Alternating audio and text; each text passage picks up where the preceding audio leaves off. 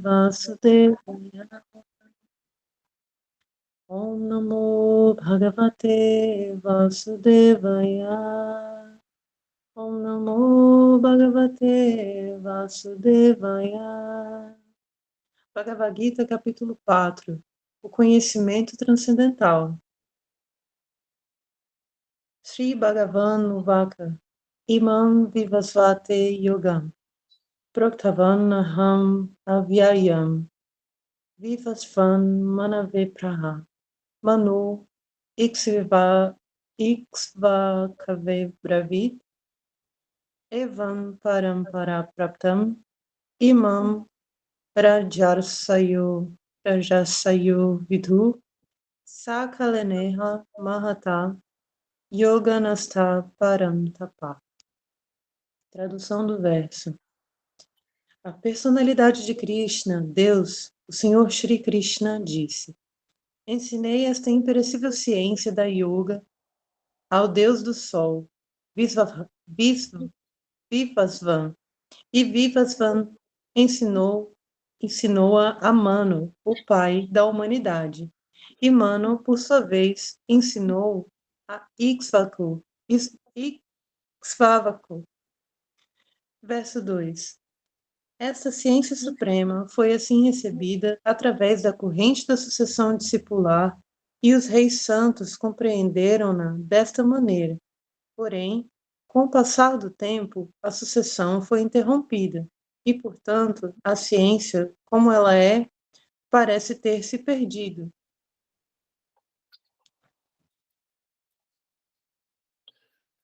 Muito obrigado, Ellen. Namastê. Om Namo Bhagavate Vasudevaya. Om Namo Bhagavate Vasudevaya. Om Namo Bhagavate Vasudevaya. Om. Muito bem. Esse verso, ele... acho que a Vrindavan deixou um recado aqui pedindo para a questão da contextualização, né? Não sei se está sendo gravado no vídeo, né? Acho que eu já vou também gravar aqui no áudio, tá? Deixa eu só ler aqui novamente o verso em sânscrito, tá? Shri Bhagavan Uvacha Iman Vivasvati Yogan Proktavanaham Aveyan Vivasvan Manave Praha Manu Ikshvaki Bhavit Abhavit Evan Parampara Praptan Iman Rajasayo Vidu Sakalaneha Mahata Yogo Nasta Param Tapa. O Krishna está falando aqui que a personalidade, né, suprema, Krishna comentou: eu ensinei essa ciência ao Deus do Sol. Ok? Depois a humanidade foi recebendo esse conhecimento foi passado ao humano, que é Ikshvaku, etc. E a corrente de sucessão discipular assimilou esse conhecimento, e no final houve uma decadência natural, que é uma degradação, o princípio da entropia, e no final das contas o conhecimento ficou perecível. Então aí a gente quero assim trazer aqui, deixa eu colocar aqui para gravar. Então, de acordo com o que nós temos aqui do verso em si, é mencionado, né, um tema, que eu falei esse conhecimento ao Deus do Sol. Aí a gente pode pensar o seguinte: bom, então está falando de quê? Então existem os deuses ou os semideuses, o Deus do Sol, tá? Mas se a gente for lá no Sol, a gente olha no Sol, é hélio, né? É plasma, basicamente. Com os recursos de ciência que nós temos atualmente, fazer a afirmação de um Deus do Sol é praticamente mitologia. Então não tem Deus do Sol lá. O que tem é plasma e bastante hélio combinado com hidrogênio, e a fusão, né, nuclear, que é a fusão nuclear, ela então produz o efeito das explosões. Essas explosões transformam esses gases em pedacinhos minúsculos sobrecarregados de energia, né, que é a luz e o calor, e basicamente isso é o que nós chamamos de fótons. Então, o Deus do Sol, nesse caso, seria uma referência mitológica. Então, se Krishna está fazendo uma referência mitológica, então por que não admitir que Cristo também não é uma referência mitológica? Porque isso seria um efeito consequente natural de uma observação que poderia ser feita, né, por qualquer pessoa que parasse e olhasse direitinho. Ou se o Deus do Sol é uma referência mitológica, de acordo com, né, assim, as verificações que nós temos de dados científicos, e se Cristo está fazendo uma referência mitológica, e logo Cristo também é uma referência mitológica. Essa seria a conclusão natural, né, que qualquer pessoa poderia fazer. Agora, quero lembrar um fato, que é a metodologia utilizada quando se aplica a mitologia em si para processos didáticos e educacionais. Por exemplo, se eu pegar, por exemplo, e eu disser a meu filho, olha, isso daqui é a Torre Eiffel, tá? E a Torre Eiffel é feita de aço, ok? Então, o que você tem que entender é que a Torre Eiffel é muito alta, tá? Ok, eu falo isso para o meu filho, eu uso esse exemplo como mitologia ou como metáfora, por exemplo. Ele vai, então, acreditar que isso daqui é a Torre Eiffel, ok? O que eu quero é passar a ele uma referência de que há uma Torre Eiffel. Ou se eu digo, olha, isso daqui é o Everest, o pico mais alto do mundo. Aqui em cima e tal tem gelinho, e aqui tem as montanhas, as famílias, as comunidades moram aqui no pé da montanha. Meu filho, ele pode tomar isso daqui como referência do Everest. O que eu quero é que meu filho entenda que há um Everest. Em algum momento ele vai entender que eu usei uma metáfora. Não necessariamente que eu estou afirmando que isso daqui é um Everest. Tá? Então, pessoas adultas usam muito esse tipo de metodologia quando eu estou lidando com crianças. Ok? O mito da cegonha para explicar um ato sexual, um relacionamento sexual entre um homem e uma mulher, por exemplo. Veja bem, o mito da cegonha. Quando nós pegamos, por exemplo, o mito da cegonha, que é para explicar o nascimento de um filho. Quando o filho, mamãe, como foi que eu nasci? A cegonha trouxe você, filhinho. O pássaro na sacolinha, colocou aqui na porta, a mamãe trouxe para dentro, e olha que maravilha, olha só você aí. Por um tempo, isso vai funcionar muito bem.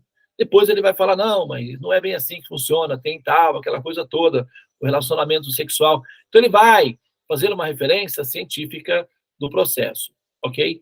Agora, veja bem, se a gente pegar, por exemplo, o mito da cegonha, ele reflete uma relação sexual perfeita. O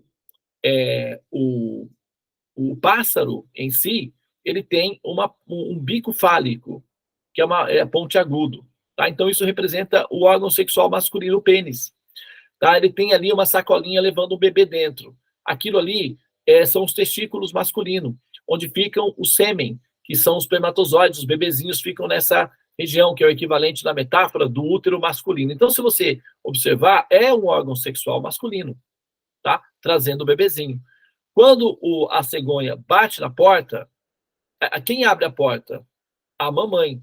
Por que não é o papai? Porque ambos não estão dentro da casa, numa família. Por que não é o pai que abre a porta e sim a mãe? Porque o pai está do lado de fora. O pai em si é a cegonha. Quando a mamãe abre a porta, é o equivalente da mulher aceitando a relação sexual com o homem. E quando ela traz o bebê para dentro, é ela aceitando o sêmen masculino. A criança vai se desenvolver onde? Dentro da casa. Onde? Na barriga da mamãe. Então, se você observar, todo o mito da cegonha reflete ou explica uma relação sexual adaptada para a criança. É assim que funciona mitos. Tá? É assim que a mitologia funciona. Então, pessoas adultas usam muito esse recurso. Então, quando o Krishna fala que eu expliquei essa ciência imperecível ao Deus do Sol, ele não está fazendo uma referência a esse Sol necessariamente. O que ele está dizendo é que existe uma autoridade que é representante dele e que recebe esse conhecimento e assume a responsabilidade de levar adiante essa informação. Só que quando ele vai falar com uma criança ou com crianças, ele vai usar recursos que adultos usam quando estão falando com crianças, que são adultos de recursos de mitologia. É assim que nós fazemos. Tá? Então, se nós pegarmos agora, do ponto de vista científico, O que poderia explicar essa dimensão de autoridades superiores que são responsáveis por conhecimentos que devem ser disseminados, que devem ser espalhados na comunidade? A escala de Kardashev, que é um conceito da ciência para explicar a possibilidade de civilizações superiores à civilização humana. Isso é explicado dentro dos textos védicos como sendo a civilização védica, os devas. Os devas, que são civilizações superiores às humanas, têm conhecimento técnico e nível cultural superior. Então, eles são responsáveis por amadurecer, por aculturar as comunidades inferiores que estão em desenvolvimento, como, por exemplo, as comunidades humanas, que é habitada por um nativo local chamado humano. Daí é que vem o termo Manu. Manu significa aquele que é responsável por educar os humanos. Daí vem o termo Manu, é um termo sânscrito. Nós somos chamados de humanos porque nós somos a classe de Manu, que é uma espécie de deva ou semideus, ou, na escala Kardashev, uma civilização superior, que tem a responsabilidade de entrar em colônias semelhantes à Terra e ensinar o conhecimento superior para os humanos. É assim que nós recebemos o conhecimento védico na Terra, trazido de fora por civilizações superiores, conhecido como devas. Ah, mas Devananda, isso é muito esotérico. Tem como você demonstrar isso? Muito bem. Vou dar um dado muito simples para demonstrar que isso é coerente. O sânscrito é a língua mais antiga no planeta Terra. É a única língua que foi preservada de todas as erosões históricas. O sânscrito é a única língua que é preservada desde sua origem e é a língua mais antiga da Terra. E essa língua, esse alfabeto, esse sistema de conhecimento, ele funciona muito bem para inteligências de futuro, que é a inteligência artificial. Como que pode uma língua ser a língua mais antiga do planeta Terra? Isso não é esotérico, isso é um dado de patrimônio público. Tá? É só pesquisar que você vai verificar os dados. E, ao mesmo tempo, é uma língua adaptada ao futuro, que é inteligência artificial. Essa língua, na verdade, esse sistema alfabético é uma criptografia. Essa criptografia, ela interage com o nosso sistema neurológico e faz com que nós fiquemos mais desenvolvidos intelectualmente. Isso é um sistema de aculturação, vem de fora, para facilitar o processo de metabolismo da maturação do sistema neurológico humano, ou seja, melhorar a cabeça humana. É assim que funciona. Como nós fazemos com comunidades, por exemplo, de primatas. Se você faz parte de uma equipe científica e você tem uma comunidade de primatas, se você está estudando eles na floresta, você coloca pequenos elementos, bolas, caixas, espelhos, para poder estudar a interação desses animais com esses elementos, e assim a gente consegue mensurar o nível de desenvolvimento neurológico desses primatas. É exatamente o mesmo mecanismo que é feito conosco. Uma diferença é que o processador humano tem a capacidade de aprender muito mais rapidamente que os primatas. Os primatas também aprendem, só que mais lentamente. Nós aprendemos mais rapidamente, então nós aprendemos a falar o sânscrito. E quando nós aprendemos a falar o sânscrito, isso interage com o nosso sistema neurológico, nos capacitando a entender as civilizações superiores e o conhecimento védico, que é libertador. Por isso o Krishna está falando aqui. Tá?